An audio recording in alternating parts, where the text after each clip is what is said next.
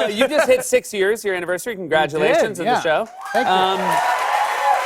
I'm sure the same question people like me get asked, you get asked. It probably feels a little bit longer than 6 years after everything that's happened. I can't. It feels like my entire lifetime. Yeah. It really does. I mean, particularly the last few years. Every week is a year. Yeah, I think that's about right. Someone the other day, today we were in a meeting. Someone's like, when the Mueller came, when the Barr report came out, the Barr letter came out 10 days ago. I was like, stop it. Yeah, it was only 10 days ago. And what's been nice is you have found time to talk about other things, and you hosted a town hall with Alexandria Ocasio-Cortez that was about the Green New Deal. Yeah. And I think, again, something that on the surface people have heard a lot about, but maybe not much more than that. Yeah, it's funny. It's become this, instantly became this like cartoonish villain for the right. I mean, Trump TV talks about it like all the time. Yeah. But very few people were talking about the politics. They were talking about the criticism. Very few people were talking about it on its own terms, which is not to say like, oh, this is the way to go. It's just, what is the thing? How would it work? What's the theory behind it? So we wanted to kind of take some time to talk about that. And did you find being in the town hall format, you got the sense that there are people out there now more than ever who accept climate change as a serious issue? I think it is one of the biggest generational divides in American politics. I mean, we did this thing. It was great. It was like 900 people. It was in the Bronx, which is where Alexandria Ocasio-Cortez from. It's from where I'm from.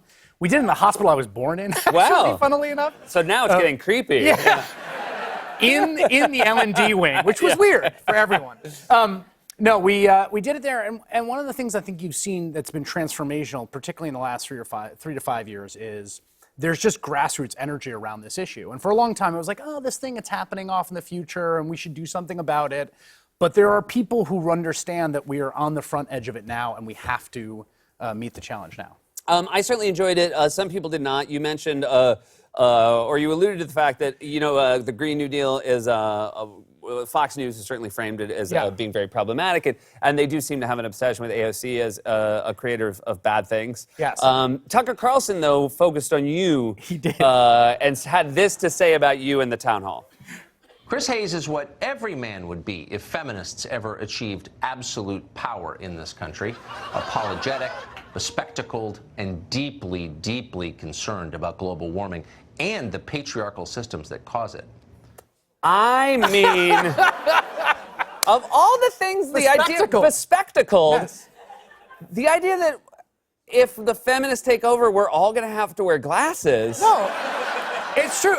The most macho thing you can do is drive your car without your glasses. Yeah.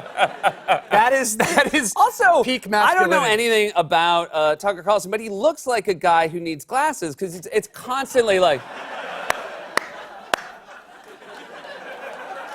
Maybe you'd be like a little, maybe that's it. We think he's like, why is he so flummoxed? It's like he can barely read the cue cards. He needs the feminist takeover to happen sooner. I think that he did not quite recognize the context of that comment outside the confines of the bubble of Fox News. Right, that it would escape and be. It did escape, and it led to basically the best 24 hours of social media of my life. Yeah.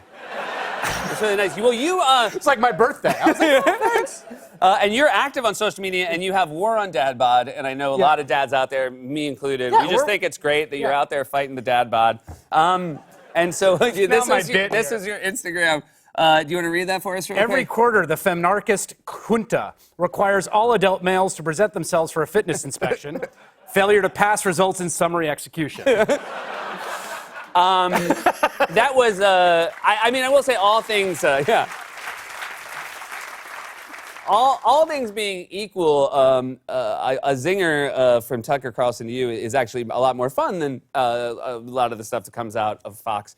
That I wish it was all. It was delightful. All zingers like that. Yeah. Yes. Very low stakes situation. Yeah, that was. If they were just going after you instead of immigrants, I'd be like, I'll take that trade. Yeah. But do you have time to consume much Fox News?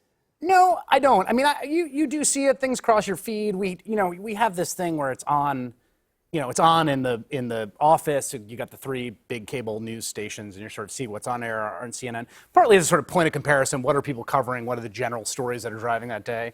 I will watch stuff online sometimes. I don't have a huge appetite for it. Sure. But I do end up seeing a fair amount. Yeah.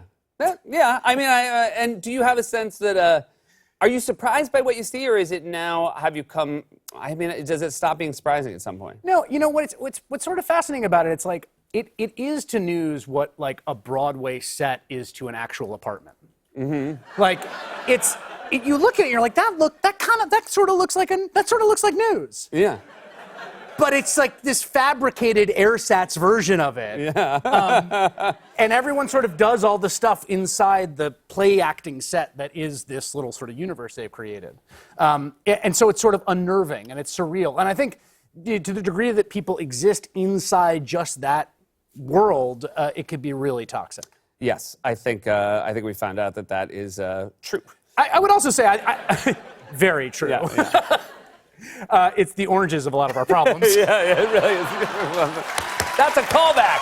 That's a guest doing a callback.